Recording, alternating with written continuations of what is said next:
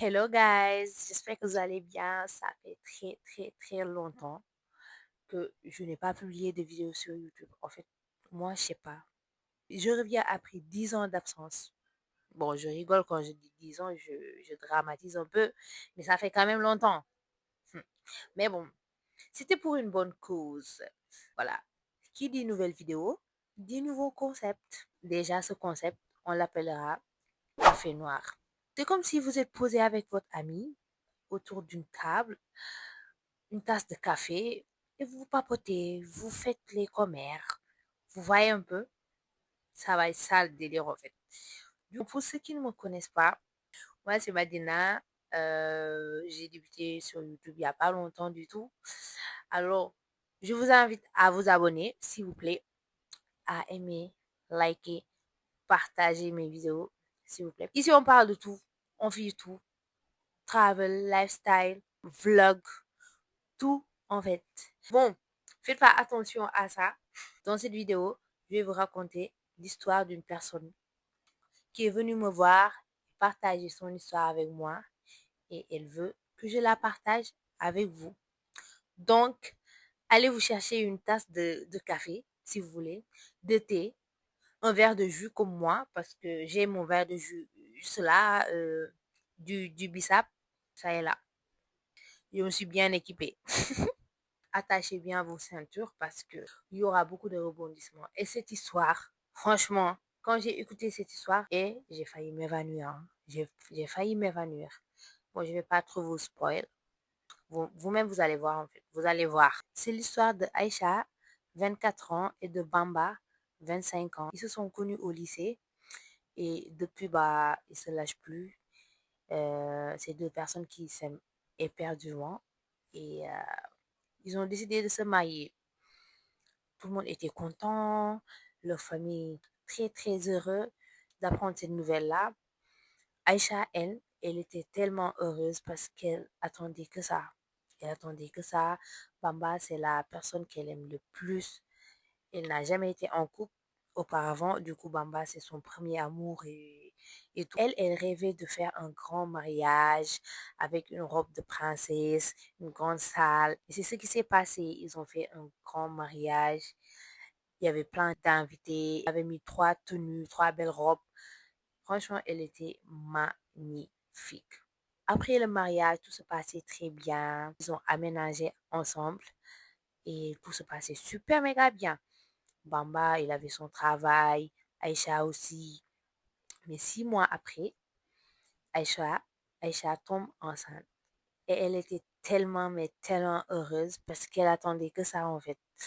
Bamba aussi, il était très heureux d'apprendre cette nouvelle. Il l'a épaulé, il a été un soutien pour Aïcha parce que on sait tous que être enceinte, c'est pas du tout facile. C'est vrai que c'est une bénédiction, mais c'est pas facile entre les sauts d'humeur, la prise de poids et beaucoup d'autres trucs. À un moment, c'est fatigant et c'est ce que ressentait Aïcha au fil des mois. Elle ressentait qu'elle était lourde, elle se sentait pas bien dans sa peau, quoi. Elle sentait qu'elle avait pris du poids, mais c'était pas un problème pour Bamba. Bamba, lui, voilà, il voyait pas tout ça. Il lui répétait tout le temps, arrête de dire que tu es grosse, arrête de te dénigrer, tu es magnifique comme tu es. Mais quelques mois après, Aïcha commençait à pleurer pour un oui et pour un non. Du coup, Bamba, ça a commencé à le saouler. Mais quand je vous dis saouler, c'est vraiment qu'il était. On dirait même pas que c'était le même Bamba d'il y a quelques mois ou d'il y a quelques années. Il avait totalement changé. Aïcha, elle dormait, elle pleurait. Elle mangeait, elle pleurait. Bamba lui a dit, à un moment donné, il faut que tu arrêtes en fait, parce que tu commences vraiment à me les mettre, tu commences à me saouler. Il lui a dit ça en pleine face. Du coup, Aïcha, ça ne l'aide pas, vu qu'elle a une grossesse vraiment, je vais pas dire compliquée, la grossesse n'était pas compliquée, en soi, le bébé allait très bien, mais c'était elle, en fait, entre, entre ses sauts d'humeur, tout ça, elle-même, elle commençait à se saouler. Voilà, et elle ne comprenait plus. Aïcha, elle était perdue, elle était confuse parce qu'elle se disait, est-ce que c'est vraiment le même Bamba que j'ai connu il y a quelques années? Est-ce que c'est le même Bamba que j'ai aimé? Parce que le Bamba d'auparavant ne m'aurait jamais crié dessus ou autre. Ma chérie, c'est le même Bamba. Les hommes. Encore les hommes. Quelques mois après, Bamba commence à rentrer tard, très tard. Il venait même plus manger à la maison à l'heure du dîner. Il n'était pas là. Aïcha restait éveillée jusqu'à son arrivée. Et dites-vous, le mec, il rentrait vers 3 heures, 2 heures du matin. Est-ce que vous voyez le degré de folie en fait? À, à 2 heures du matin, qu'est-ce que tu foutais dehors? Genre, il y a quoi dehors jusqu'à 2 heures du matin? Est-ce qu'il y a des passants même? 2 heures du matin, tout le monde dort. Qu'est-ce que tu vas aller foutre dehors? Aïcha, toujours avec son calme, lui dit où tu étais. Et c'est normal de demander quand tu as un mari qui rentre vers 2 heures du matin. Normal que tu ne dormes pas. Normal que tu lui demandes. Et le gars lui répétait tout le temps, ouais, je travaille et tout ce que je fais, c'est pour toi et les bébés, etc., etc. Vous-même, vous connaissez les paroles des hommes là. C'est ce qu'il lui répétait tout le temps. Et Aïcha, comme elle n'aimait pas trop les problèmes, elle a laissé comme ça. Elle ne s'est pas trop attardée sur ça. Mais un jour, elle a vraiment explosé. Il lui a dit tout ce qui n'allait pas en fait. Et Bamba, au lieu de répondre, il a juste regardé like comme ça. Après, il est parti se laver, se doucher. Et comme il y avait son téléphone à côté, qui ne faisait que de sonner, Aïcha, elle qui ne vérifie jamais ou qui ne fouille jamais le téléphone de son mari, ce jour-là, elle avait explosé. Elle a pris le téléphone et elle a vu que c'était une femme qui envoyait des messages à son homme. Est-ce que vous vous en rendez compte? La fille lui parlait, on dirait que c'était sa femme en fait. Des messages à base de tu me manques, je t'aime. Mais les hommes, quand Bamba il rentre dans la chambre, Aïcha lui demande naturellement c'est qui t'envoie des messages à cette heure? Et tu peux m'expliquer s'il te plaît les messages que j'ai vus dans ton téléphone? Et Bamba, culotté qu'il est, il commence à crier. Du genre, pourquoi t'as fouillé mon téléphone, patati patata, alors que c'est lui qui est en tort. Mais comme c'est un salaud, bah, il a essayé de retourner la situation en fait. Sauf que là, mon gars, franchement, t'es indéfendable et t'as rien à dire, genre. Et là, Aïcha lui rappelle qu'elle est enceinte de lui, qu'il n'avait pas le droit de faire ce qu'il a fait en fait. Le gars lui dit, non mais, écoutez bien ce que le gars lui a dit. Mu ne ko waaw, man góor laa, j'ai des besoins et j'ai le droit de voir d'autres femmes. Depuis quand c'est écrit que vous avez le droit d'aller voir d'autres femmes? Vous avez le droit d'épouser jusqu'à 4 femmes. Mais est-ce que vous avez le droit d'aller, de sortir de votre maison jusqu'à 2 heures du matin pour aller voir une autre femme alors que votre femme, elle est là, chez vous, à vous attendre jusqu'à pas d'heure et que vous veniez et que vous lui adressez même pas la parole. C'est écrit où, s'il vous plaît, que vous avez le droit de faire ça, en fait? Nulle part. Alors, vos excuses là, vous me les gardez, s'il vous plaît. Donc, Bamba ba mu ko neewee waaw man góor laa dama am ay besoin te yow gis naa ne faale woo ma waaw ci journée bi yëpp da ngay toog rek di jooy rek te man soxlaw ma loolu lii la ko Bamba wax xale bu jigéen bi am lu ko metti lool ci biir xolam waxut mu dem tëddi dafa jooy suba si guddi gi ba ci fajar gi daf ko jooy ñu teg ci quelques jours Bamba di persister ci ay bêtisam Aïcha di jéem a defar Bamba di jéem a di lu Aïcha defar Bamba jëli teg nee lu Aïcha dafa Bamba jële teg ne Bamba mel ni ko bëggul jàmm di gën a def ay bêtises Bamba ràqaaju ëppal ndeke Bamba xam nga lan la def jël appartement dugal fa xale bu jigéen ba muy gisanteel appartement boobu xaritu Bamba ci boppam moo ko jox Bamba Bamba dugal fa xale bu jigéen bi moo xale bu jigéen ba ñu nekk fa chaque jour mu jug saa bu wàccee dem seeti ko ñoo xam lañ fay def nag benn jour nag Bamba ñibbisi ci kër gi indi fa boucan indi fa ay wax encore une fois même xare bu jigéen encore une fois loolu nekkaat sujet ci seen couple sujet boo xam ne ni ça fâche vous voyez dañoo xuloo ba Aïcha mujj am accouchement avancé maanaam dafa accoucher jour boo xam ne waruta woon accoucher jour accouchement am ñëwagul dafa teel a accoucher du coup le bébé est né prématuré tout ça à cause de Bamba et de la dispute qui a éclaté ce jour-là vraiment c'était une très très très grosse dispute maintenant bébé bi ba mu juddoo ñu yaakaar ne Bamba dina régler dina nekk nit mais Bamba ci la gën a rakkaajuwee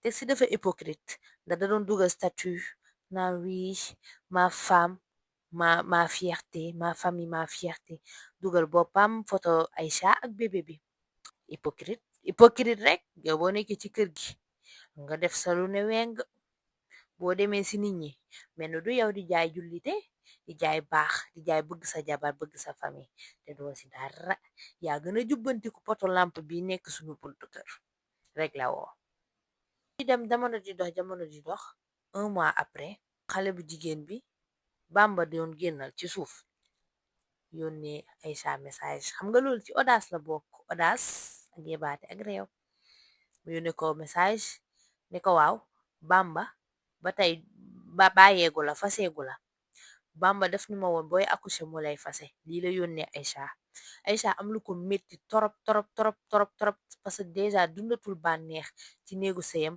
ba pare benn xale bu jigéen bu xamul boppam bu ñàkk kilifa ñëw buggu ko yeb tout ça à cause de kan à cause de jëkkëram sëy rek a ko ci moo ko bàyyi ci mariage am bi bëgg sëy ak doom jim ci am yàggul dara moom mi ngi xalaat bu demee lala nit ñi di wax lala yaayam wal ak papam ak waa kër gi société bi yooyu moom loolu la si doon xalaat mais lii ba mu amee mu am lu ko métti torop sax Bamba ñëw mu ko koy wax mu yaakaar ne Bamba da koy defal wala dara Bamba yées la def moom xam na ni Bamba dafa yées mais dafa jàpp ni Bamba xëy na xelam dellu si na si 1 mois yi passé Bamba dafa gën a yées Bamba ne ko carrément man bëggoon naa laa wax ni dama bëgg divorcer bu yàgg mais comme da nga doon dooga accoucher ma ne naa xaar yii la ko Bamba tontu Aïcha gënati am lu ko métti mais boobu neexul moom métti di bi am du yem foofu de yemul foofu métti bi gën a métti ñëwagul dañu jékki saay rek dawal ay jour xale bu jigéen bi yónnee waat message Aïcha ne ko dafa ëmb Aïcha tontu ko woon da ko yónnee waat message ne ko daa ëmb gelu Bamba boobu ci boppam dafa ëmb yow nekk ñoom nekkuñu woon di génn kase ñi ngi woon saaraale ci suuf ba xale bi jëlee ci ëmb Aïcha ne bii paa moom naa dem sëy bi amatuma lu ma fiy def lii suma continuer en fait damay ñàkk sama bopp fayda te lii am na lu ko gën bëgg sëy rek jarul lii en fait bëgg nit ki tamit jarul lii jarul ngay ñàkkal sa bopp fayda di bàyyi nit ñi di la ñàkkal fayda elle avait pris la décision de partir Bamba ba mu ñëwee mu wax ko encore li ko xale bu jigéen bi wax Bamba moom il était même pas au courant instant boobu la ko yëgee direct mu woo xale bu jigéen bi mais kaa yi yemul foofu kaa yi bu yemee fii kon histoire bi day dal ba mu ëpp nii rek métti na mais liy gën a métti après lay ñëw Aïcha jël décision ferme ne day jël ay bagages am dem avec son fils et que day demander divorce Aïcha dem ba ci Bamba ne ko yow est-ce que wér nga yow danga mettrondoo kon ñaari femme en même temps enceinte parce que xale bi ba muy contacter Aïcha da ko ne je suis à 5 mois de grossesse. Pendant ce temps là Aïcha aussi elle était enceinte. Du coup moom ñaari jigéen la mettre enceinte.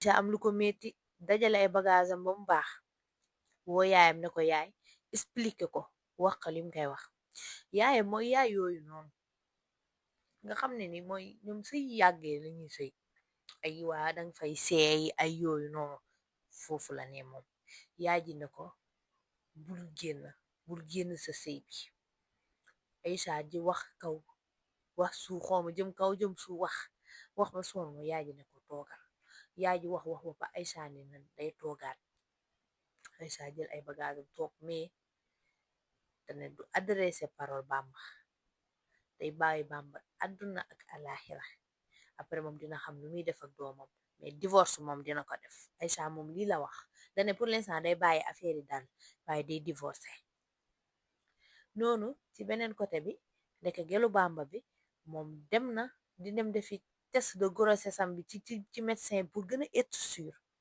mu dem médecin bi defaral ko prise de sang ba mu ko defaree prise de sang ba pare quelques jours après médecin bi woowaat ko ne ko ñëwal dama la soxla parce que li ma lay doyee nii franchement c'est très urgent kii ñëw la fille on va l'appeler Maya mu ñëw ne ko docteur ba jàmm la le docteur lui a dit que non seulement elle est bel et bien enceinte mais qu'elle a le sida. Elle est positif, voilà. Maya elle a le sida. Jour boobu Maya elle a été chamboulée mooy gelu Bamba bi ah xaaral ma bañ koo jugé sax bañ a waxati sama xalaat. Maya découvre qu'elle a le sida xelam directement ci Bamba la dem parce que mooy seul góor bu mu sekkal mu woo direct Bamba explique ko cas bi de A à Z Bamba ne këcc mel ni du moom mu ne ko yow xanaa dangaa yëgoon lii mu ne ko man de yëguma ko woon ba ma ko yëgee il y a 2 jours Bamba ko wax loolu nee na ba mu yëgee ni dafa am sida moom si jëm boppam il y a 2 jours Bamba kon moo wàll Maya moom kon Bamba yemul ci Aïcha ak Maya kase Bamba ngi doon kon mu ngi ko doon sekk ak ñeneen jigéen voilà mais retournons à Aïcha su Bamba amee loolu moom mii di jëkkëru Aïcha ce qui veut dire que forcément Aïcha aussi elle doit avoir ça forcément Maya la copine de la maîtresse je vais dire de Bamba appelle directement Aïcha.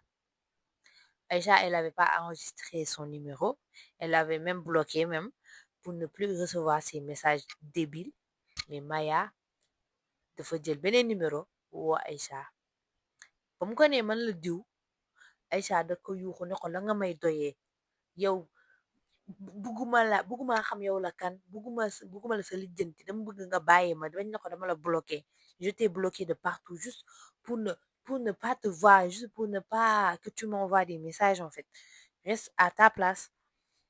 Maya lui dit que ton mari il a le sida et il m'a transmis ça forcément toi aussi tu as le sida va faire un test pour voir si tu ne l'as pas et si tu ne l'as pas transmis à ton bébé.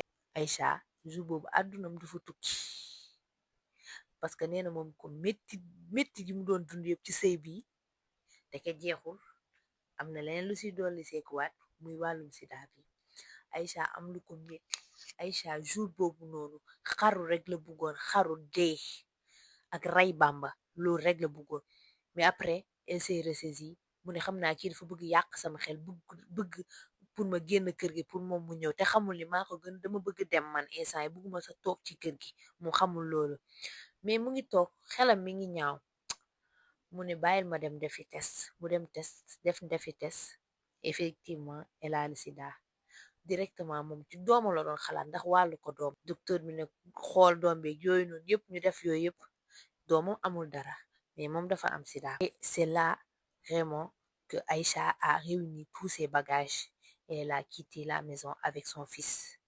Bamba, lui, culotté qu'il est, ñëw di ko saraxu pour mu toog. Lan lay toog foofu? Qu'est-ce qu'elle va encore faire dans ce mariage? Ce mariage qui était un film, je sais même pas c'était quoi en fait. C'était une comédie, ce mariage pour Aïcha, bien sûr. Aïcha, d'après ce qu'elle m'a dit, moom nee na comme si que film la doon dund wala wala comédie la doon dund ci mariage boobu noonu. En fait, elle sait pas. Aïcha a eu tous ses bagages et elle a quitté la maison pour aller faire ses traitements. Là, en ce moment, elle est en train de suivre des traitements. Elle ne veut plus entendre parler de Bamba. Elle a rayé de sa vie. Lenn rek moo leen lié muy le bébé. Qu'est-ce à part ça, chacun a pris sa route. Bon, c'était l'histoire d'Aïcha et de Bamba. C'est pas leur vrai prénom. Je voulais pas prendre les vrais prénoms de peur que les gens les reconnaissent ou quoi. Voilà, j'ai pris des prénoms au hasard. Ma ne Aïcha ak Bamba ak Maya mais tudduñu loolu am nañ ay tur dëggantaan réglé wu ma.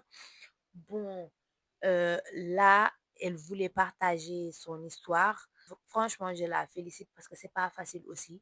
Genre histoire yi nii pour partager ko sax dafa diis parce que dangay xalaat nit ñi nan lañ lay xoolee ndax duñ la daw wala dara.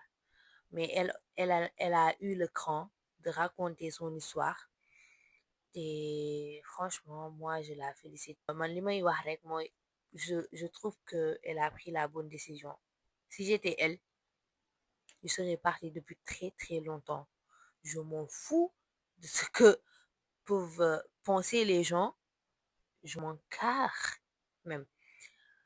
Damay jël sama bagage jël sama doom dem sama yoon balaa dara di xew loolu laa jëkk a def même balaa boobu sax ba ma gisee ni dafa commencé bizarre laa doon jël samay bagage dem toog sama kër papa bu ma yàlla may jàmm ba ma am suma doom nga may ma sama baat parce que am na yenn yoo xam ne man xajuma ci mais moom xolam bëggeelam bëgg sëy moo ko téewoon foofu ba li yëpp fekk ko fa mais yàllaa ngi fi en fait yàlla sitaanul kenn et son mari là lui je sais pas en fait. Lui, non seulement c'est pas un bon mari, mais en plus de ça, c'est un big fornicateur. Moi qui pensais que il avait que Maya comme copine, eh ben non, non. Il avait d'autres relations, genre. D'autres relations non protégées, trucs comme ça. Non, mais les hommes, je sais pas en fait. Méfiez-vous de ce genre d'homme. Gis nga góor ñi moom ñoom sax boo loo méfié wu ñoom dañu am double visage ay mbaam lañ baal leen ma dafa am góor yi dañu mbaame dañu bon ils sont méchants en fait doo xam sax lan nga leen di qualifier tellement que dañoo bon. Méfiez-vous et avant de vous marier s'il vous plaît de grâce faites des tests mais qu'est-ce qui vous empêche de faire des tests faites des tests jamono bii fu mu toll nii benn jigéen dootul dof di dugg ci góor noonu rek faites des tests même bu fekkee nekkul ni dinañ gis affaire sida genre mais mën nañ gis benn feebar boo xam ne par exemple mi ngi ci yow nekk ci xale bu góor bi te doo leen compatible genre boo leen amee doom da ngeen sonal seen doom parce que moom aussi feebar dina am double feebar dundam dina am lu ko si métti daal du coup ngeen faju ba pare balaa ngeen di sëy def leen ay test yëpp def leen ko balaa ngeen di dugg ci sëy di sonal seen bopp di yàq seen àdduna comme Bamba li mu def ak Aïcha dafa yàq viu Aïcha ba pare yàqaale ba Sumaya muy galam ba même si galam boobu noonu moom mooy loolu mais je pense que personne ne mérite ça en fait personne mérite ça voilà c'était l'histoire de Aïcha et de Bamba. J'espère que cette story time vous a plu et abonnez-vous, likez cette vidéo, commentez, surtout avec les commentaires, man. J'aime voir que les gens interagissent, genre ils interagissent, di wax seen xalaat, man j'aime ça. Du coup, joxe leen seen xalaat, jox leen ay conseils à Aïcha si vous en avez. Voilà, elle en aura besoin. De toute façon, elle verra la vidéo, elle verra vos commentaires, elle verra tout. Et pour celles qui veulent envoyer les histoires, vous pouvez m'envoyer ça dans ma boîte mail qui est juste là. De ce fait, je vais essayer de partager votre histoire ici sur YouTube. Voilà, vous avez compris un peu. Bon, c'était votre émission Café Noir. On se retrouve dans une nouvelle vidéo samedi prochain, Inch'Allah. Bisous, bisous.